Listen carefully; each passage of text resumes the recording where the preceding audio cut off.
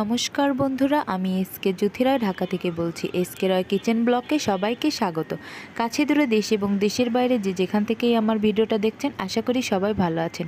তো আমি আজকে মুরগির মাংস রান্না করব। এই জন্য প্রথমেই মাংসটাকে ভালো করে ধুয়ে হালকা একটু লবণ দিয়ে মাখিয়ে নিচ্ছি। এভাবে মুরগির মাংস রান্না করলে টেস্টটা খুব ভালো আসে। তো আমি প্যান বসিয়ে দিয়েছি। প্যানটা গরম হয়ে গেছে, এবারে দিয়ে দেব পরিমাণ মতো তেল। তো তেলটা গরম হয়ে গেছে, এবারে আমি একে একে মুরগির মাংসগুলো দিয়ে দেব। দিয়ে আমি সুন্দর করে ভেজে নেব। যে কোনো মুরগির মাংস যদি এভাবে প্রথমে হালকা একটু ভেজে নেন, তাহলে এর টেস্টটা খুব ভালো আসে। আর মুরগির যে একটা স্মেল বা গন্ধ, সেটা নিমেষেই চলে যায়।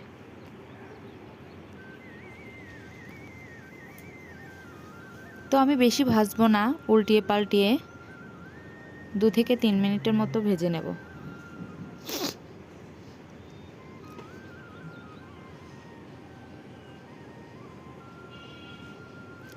বেশি ভাজতে যাবেন না, তাহলে মাংসটা শক্ত হয়ে যাবে।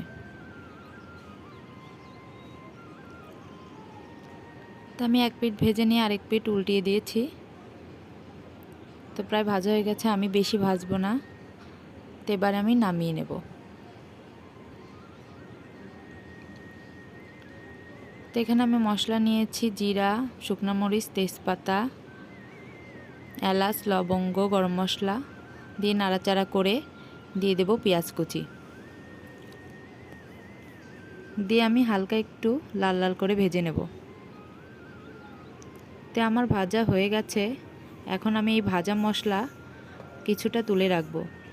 কিছুটা এলাচ, গরম মশলা আর পেঁয়াজ তুলে রাখবো।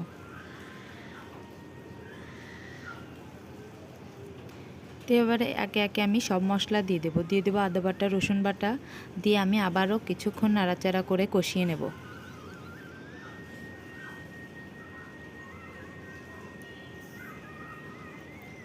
এবারে দিয়ে দিলাম জিরার ধনে বাটা, দিয়ে দিচ্ছি মরিচ বাটা, শুকনো মরিচের গুঁড়া, দিয়ে দিচ্ছি হলুদ গুঁড়া, দিয়ে দিচ্ছি পরিমাণ মতো লবণ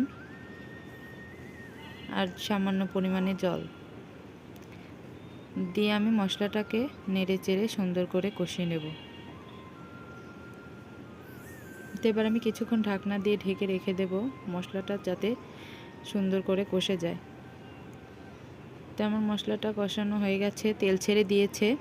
এবারে আমি নাড়াচাড়া করে ভেজে রাখা মাংসগুলোকে দিয়ে দেব। দিয়ে সুন্দর করে নাড়াচাড়া করে আমি মিশিয়ে নেব মশলার সঙ্গে। এবারে আমি আগে থেকে টুকরো করে রাখা আলু দিয়ে দেব।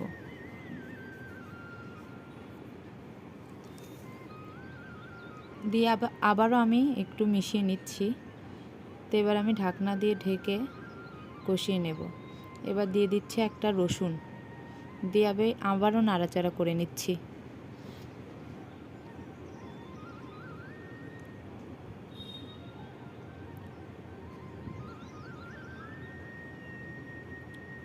আবারও ঢাকনা দিয়ে আমি কিছুক্ষণ কষিয়ে নেব।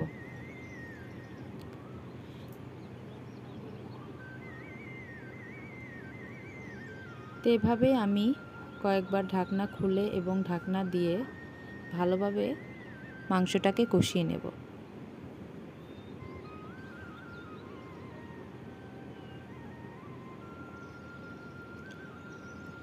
তো আমার মাংসটা কষানো হয়ে গেছে।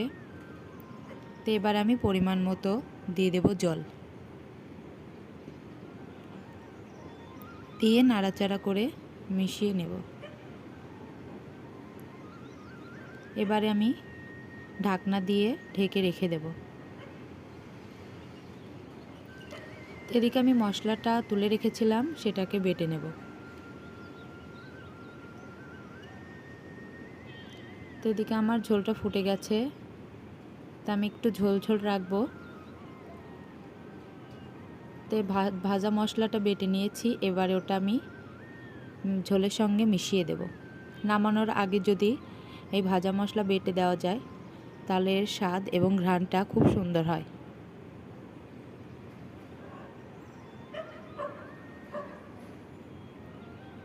তো আমার হয়ে গেছে, আমি নামিয়ে নেব।